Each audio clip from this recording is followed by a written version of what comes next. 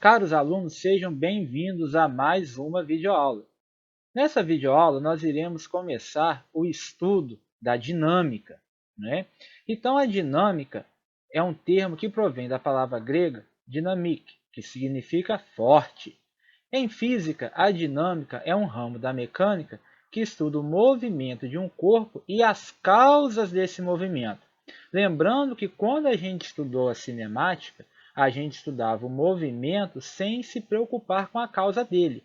Agora, a dinâmica vai estudar a causa do movimento. Então, o que provoca o movimento? Bom, a primeira publicação que se referia a essa teoria foi Princípio, de Isaac Newton, na qual ele explicou de forma completa sobre o movimento dos corpos. Essa teoria foi baseada nos estudos realizados por Galileu Galilei e Johannes Kepler. Então, o que acontece? Foi Newton que sintetizou as ideias antes, já pensadas por Galileu Galilei e por Kepler. Ele condensou as teorias dele em uma só, desenvolvendo aí o estudo da dinâmica. E aí, foi através dessa teoria que Newton estabeleceu as relações entre a massa do corpo e o seu movimento, conhecidas como as leis de Newton, ou seja, a dinâmica. Agora, o que é a causa do movimento? Então vamos ver aí o conceito de força. Força é um agente físico causador de deformação, que podem ser os efeitos estáticos, ou acelerações, que são os efeitos dinâmicos, nos corpos em que atua. A força é uma grandeza vetorial e possui modo, direção e sentido. Então é a força que vai causar o movimento. Ela é o causador desse movimento. Ela pode atuar no corpo e fazer com que o corpo permaneça em repouso ou pode acelerar o corpo. Então, ou seja, se o objeto está em repouso, a velocidade dele é zero. E se ele entra em movimento, a velocidade é diferente de zero. Então, se houve uma alteração na velocidade, houve uma alteração. Então, você pode provocar uma aceleração no corpo. Agora, o que vem a ser o conceito de força resultante? Força resultante é a soma vetorial de todas as forças componentes de um corpo. Então, em um corpo podem atuar várias forças, e a soma de todas essas forças que estão atuando no corpo é a força resultante. Muito bem, agora nós vamos ver as forças fundamentais da natureza, as forças que regem aí o universo. A primeira delas é a força gravitacional. A força gravitacional atua em todas as partículas do universo. Ela é uma força que sempre é atrativa, ou seja, a força de gravitação ela sempre vai atrair um corpo, dois corpos que possuem massa. Ela é responsável pelo nosso peso, por manter os corpos girando em torno do Sol e por manter girando a Lua em torno da Terra. Ela é descrita pela lei da gravitação universal, que a gente vai ver aí um pouquinho mais para frente. Já a força eletromagnética ela é uma força de interação. Ela pode ser de atração ou repulsão entre corpos que possuem cargas elétricas ou corpos magnetizados. A gente vai estudar a força eletromagnética lá no terceiro ano. Outra força fundamental da natureza é a força nuclear forte, porque ela mantém os prótons e os nêutrons no núcleo do átomo. Como vocês já viram em química, o núcleo do átomo é formado por prótons e nêutrons. Os prótons têm carga positiva, e como a gente já sabe, cargas de mesmo sinal se repelem. Então a força nuclear forte ela é mais forte que a força elétrica e mantém os prótons que têm carga positiva juntos no núcleo do átomo. E por fim, nós temos a força nuclear fraca, que é responsável pelo decaimento radioativo do núcleo de certos átomos. Muito bem, então nós vimos agora que o que causa o movimento é uma força. Agora, qual que é a diferença entre massa e peso? Massa e peso são duas coisas completamente diferentes. Então, olha aí, massa é uma grandeza escalar que fornece a medida da inércia de um corpo. Por isso, muitas vezes recebe o nome de massa inercial. A unidade de medida de massa no Sistema Internacional de Unidades, SI, é o quilograma. Então, massa é uma grandeza escalar, é a medida da inércia de um corpo. E a unidade de medida é o quilograma.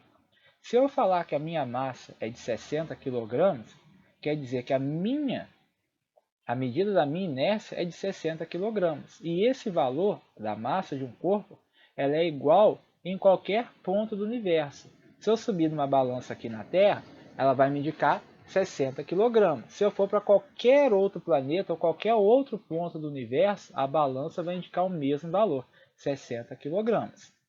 Agora, o que vem a ser o peso? Já o peso de um corpo, no caso aqui na Terra, é a força com que esse corpo é atraído para o centro da Terra. Então a Terra atrai os corpos para o seu centro. Então ela exerce uma força. Porém, na próxima videoaula a gente vai ver que a unidade de força é o Newton e a unidade de medida de peso vai ser o Newton, representado pela letra N. Então, a gente vai ver que peso é a força com que um corpo atrai o outro. E esse valor depende da aceleração da gravidade. Se a gente for para a Lua, por exemplo, onde a gravidade é menor, o peso de um corpo vai ser menor. Porém, a massa dele vai ser a mesma. Então, se aqui na Terra a minha massa é 60 kg, na Lua a minha massa também vai ser 60 kg. Já o meu peso aqui na Terra vai ter um determinado valor. Lá na Lua ele vai ter um valor menor, porque a aceleração da gravidade na Lua é menor. Agora nós vamos ver aí a primeira lei de Newton, também conhecida como lei da inércia. Mas antes vamos pensar em algumas coisas aqui. Primeiro, por que nós devemos usar o cinto de segurança no carro? A gente sabe que é lei aqui no Brasil, está no Código de Trânsito Brasileiro. Todos nós devemos usar o cinto de segurança no carro. Mas por quê? A gente sabe que se o carro frear, os passageiros serão projetados para frente. Se o carro freia, a gente vai lá para frente. Se for uma batida, por exemplo, se a gente não estiver usando o cinto, o corpo da gente pode sair do carro, pode voar e passar aí pelo para-brisa. E o mesmo acontece com o cavaleiro quando o cavalo freia. Ele está andando a cavalo, o cavalo freia e o cavaleiro é projetado lá para frente, ele cai do cavalo. Agora, olha aí, nós temos um copo, um pedaço de papel e uma moeda em cima. O que acontece se puxarmos rapidamente o papel sobre a moeda? Se fizer isso bem rápido, a moeda cai dentro do copo. Ela continua parada. E por que a gente sente um puxão quando o carro faz uma curva? Olha aí, o carro está andando em linha reta. Quando ele faz uma curva, a gente sente aí um puxão. Como se a gente quisesse continuar andando em linha reta, mas o carro faz a curva, então a gente vai sentir aí esse puxão. Então, o que nós temos aí? Nós temos que se um corpo está em repouso, ele tende a permanecer em repouso. É o caso aí da moeda, em cima do papel aí. Se a gente puxar o papel depressa, a moeda cai no copo, ela permanece em repouso. Agora, se um corpo está em movimento retilíneo uniforme, ele tende a continuar em movimento retilíneo uniforme. É o caso do carro. Se o carro frear, a gente é projetado para frente, a gente quer continuar no movimento retilíneo uniforme.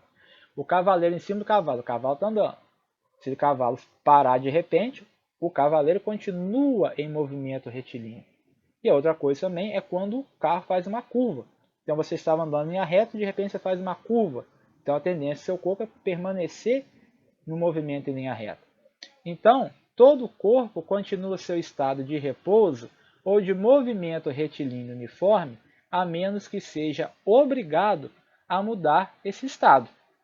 Então a tendência de todo o corpo é ou permanecer em repouso ou permanecer em movimento retilíneo uniforme. O que a gente pode concluir dessas duas situações? É que em ambos os casos a velocidade é constante. Então se você está em repouso, a sua velocidade é zero. Se você está em movimento retilíneo uniforme, a sua velocidade é constante. O módulo do seu vetor velocidade é constante. A gente pode dizer também que no repouso a sua velocidade também é constante, só que o valor dela é zero. E em ambos os casos, a aceleração é o quê? Nula. Então não há variação de velocidade. Ou ela é zero, ou ela é constante. Então a aceleração é nula. Então se a gente quiser mudar o estado do movimento do corpo, a gente tem que fazer o quê? Acelerar o corpo. Então se está em repouso, quero colocar em movimento, eu acelero. Aceleração positiva. Se está em movimento, quero colocar em repouso, eu desacelero, uma aceleração negativa. Então, para mudar o estado do movimento do corpo, devemos exercer uma força, seja ela para movimentar o corpo ou para freá-lo. Então, o que a gente pode definir? Que a inércia é uma propriedade geral da matéria pela qual uma partícula, livre de forças ou sujeita à ação de uma força resultante nula, mantém-se em equilíbrio, em repouso ou em movimento retilíneo uniforme, mantendo a sua velocidade vetorial constante. Então, na inércia, a velocidade vetorial permanece constante. Ela possui a mesma intensidade, a mesma direção e o mesmo sentido. Ela não muda nenhum desses estados. Então, com base nisso daí, a gente pode enunciar a primeira lei de Newton. Qual que é a primeira lei de Newton? Um objeto permanecerá em repouso ou em movimento uniforme em linha reta, a menos que tenha seu estado alterado pela ação de uma força externa. Então, se um carro freia, alguma força ali atuou no carro e fez com que ele freasse.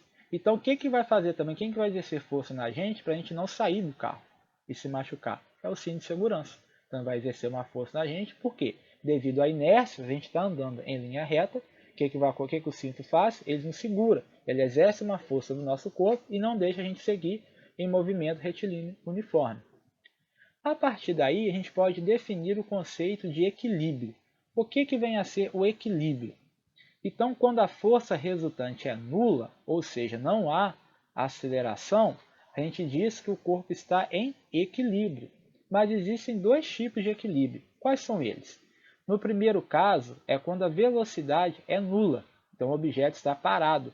A gente diz que o equilíbrio é estático.